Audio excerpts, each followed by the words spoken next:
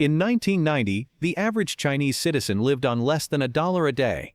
Today, China builds more infrastructure in a year than most countries build in a decade. It went from bicycles to bullet trains faster than America can approve a bridge repair. This wasn't a miracle. It was a math problem solved with tools most democracies won't touch. So how did China do it? And what did it cost? Most rich countries grew slowly. Britain took centuries. America took 100 years. South Korea took 50. China did it in 30.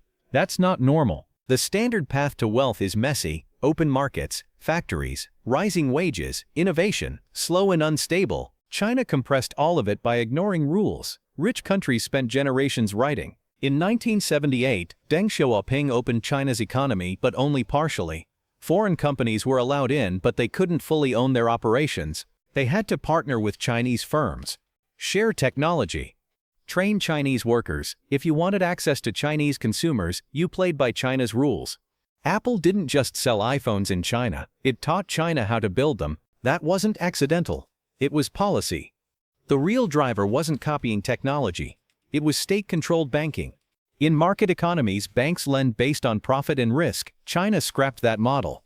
State-owned banks funded whatever the government decided: high-speed rail, massive cities, steel and solar factories, regardless of short-term returns. Profit didn't matter today. Scale mattered tomorrow. This let China build faster than anyone thought possible. By the 2010s, China produced more steel than the rest of the world combined, and built more high-speed rail than every other country on Earth. The problem? Much of it never made money, and the debt stayed. China also kept its currency artificially cheap. A weak yuan made exports cheaper and factories more competitive. The US complained, China ignored them. By the time anyone reacted, global supply chains had already moved. China wasn't just the world's factory anymore. It was the world's second largest economy. Now the cracks are visible. Local governments are buried in debt. Real estate, nearly a third of the economy, has been unraveling since 2021. Youth unemployment surged so high the government stopped publishing the data.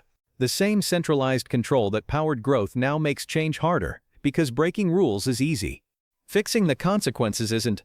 China's rise wasn't magic. It was a gamble that paid off for decades.